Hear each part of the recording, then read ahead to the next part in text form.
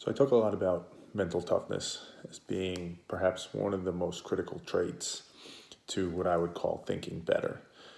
The idea of being aware of your biases, challenging your thoughts, keeping a healthy degree of doubt, right? Not reaching certainty, not letting your emotions take over. All those things. I say mental toughness is a critical piece of it because it's all hard to do, right? Even if you're aware of it, which is challenging. And I should say, even that, being aware of it, there's a degree of acceptance to say, I'm not as great as I thought I was. I'm not as perfect at this thing as I thought I was. I'm not as smart as I thought I was. That takes a degree of mental toughness in and of itself, to just acknowledge that and understand the flaws of our individual minds and all the ways we break bad. But even once you accept that, and I find myself very much in this spot now, I think, the ability to do something about it, the ability to take the right actions to account for it and to fix it are really, really hard, or is really, really hard to do, because you're trying to undo, in some cases, decades of grooves you've developed in your mind of just, this is how I think, this is how I react in these certain situations. And despite conceptually being aware that, hey, this might be wrong, or I shouldn't, overreact to this, or I shouldn't be so sure of this, it becomes second nature. It's almost natural to you. So undoing that is super hard. And that mental toughness to continue to keep your ego in check throughout that process, difficult thing to do. So one of the things I look to do is to constantly, and this is something I've talked before about, like a David Goggins and others like him, the thing that resonates with me so much about people like him is just that they've identified ways to build that muscle. They've identified ways to build mental toughness. And it's probably a little bit counter to what I would have thought it was. It's a little bit more, and maybe this is my own bias projecting on it, but it's a little bit more logical and pragmatic and functional than I would have thought, right? I would have thought mental toughness, firstly, I might have thought that you're just either born with it or you're not. And I'm sure there's a spectrum and some people have more inherently than others, but I would have thought that initially. And then I would have thought if you're building that muscle, it's just raw,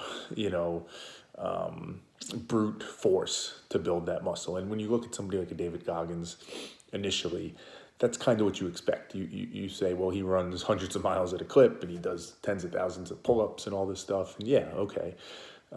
You have to be a maniac to build this mental toughness. But I don't think that's what it is. I think he's an extreme example, but I think the message, and he actually teaches it this way, if you actually read it and listen to it, is that it's just whatever it is that's pushing you, right? Whatever it is that makes you feel uncomfortable and out of your comfort zone and pushes you harder than you naturally want to be pushed. If you continue to do that, and as he says, oftentimes the easiest way to do that is through physical activity, but it doesn't have to be. That's the best way to build it. And I found that to be true in my experience. So with that said, one of the things I'm about to embark on, I'm going to try, that my brother actually proposed, is it's called a 75-day hard challenge, I think. So, and I just looked at his name before I did this video. I think his name is Andy Frisella, is the person who created it. And more or less the challenge is, so it's a 75-day challenge. And every day for 75 days, you have to stick to a strict diet. It could be any diet, but it has to be a strict diet that you stick to. So I should say the diet doesn't have to be strict. You have to be strict to the diet. No cheat meals, no alcohol. You have to work out twice in a day for 45 minutes, one of those outside. You have to drink a gallon of water a day, and you have to read for at least 10 minutes a day. No audiobooks, just actually read. And at first glance, and they talk about this a little bit in the people that have talked about the challenge or the guy who set it up himself, at first glance, you'd say, like, okay, challenging, but not the hardest thing in the world. What I realized, though, from the bit of experience I've had in trying to build mental toughness is I appreciate instantly as I look at it how difficult it's going to be. And in many ways, I think that's the first step to building mental toughness, is to be aware of where and how it's built. Because a challenge like this, 2 45-minute workouts a day, it doesn't specify how intense they have to be or anything like that. A gallon of water isn't a crazy amount, right? all that stuff. None of it seems too overbearing in and of itself, particularly if you're in shape and you work out regularly. But the consistency it takes to do that for 75 days and the adjustment that you have to make potentially in your lifestyle to do that, right? To go from, in my case, a relatively comfortable lifestyle, which includes working out, which includes pushing myself, which includes lots of different things, it just shakes that up. And for 75 days, you have to stick to this. And, as most people know, there's only so much time in a day. So finding time to make sure you get all of that in every day for 75 days, it's a grueling concept. It's challenging. It's hard just practically to figure out how to get all that in there. It breaks your routine and it breaks you out of a comfort zone. It forces you to be uncomfortable, to figure out a new way to schedule it. And it's just grueling. It's 75 days of that.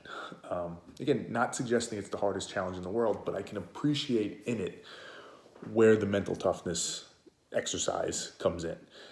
But I'm going to do it. I'm going to do it for the reasons I said in the beginning of this video. To me, finding opportunities to build that mental toughness are in some ways invaluable.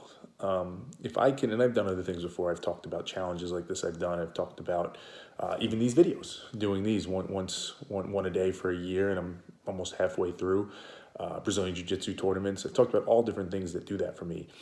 This is another example where, to me, it's just very functional. If I can do this challenge and build that muscle and show myself, right, convince my mind of another thing that, hey, it's hard, but you could do it if you really want to. When the next hard thing comes up, when other challenging things come up in life, you have that reference point, right? You've been through that experience to say, oh yeah, I can do this. I know how this works, right? You build that muscle memory towards it. And, even if it's something as simple as, I've talked about this a bunch before, my temper and having a bad temper and a bit of an anger problem at times. As I struggle through that, something like this might be the key to unlocking that and finally getting through to it. When I'm sitting there in a certain situation that triggers me and I feel my emotions coming and I want to get angry and I want to lose my temper, this experience might help show me and give me the mental toughness I need to be like, no, put that away, stop that. And you can do that. You can overcome your mind, right? On day 57 of this challenge where I'm like, this is miserable. I have no time today. I need to do 2 workouts still, whatever it is. And you figure out a way and you get it done. That's something you can carry forward to all other parts of your life and try and think better and be better.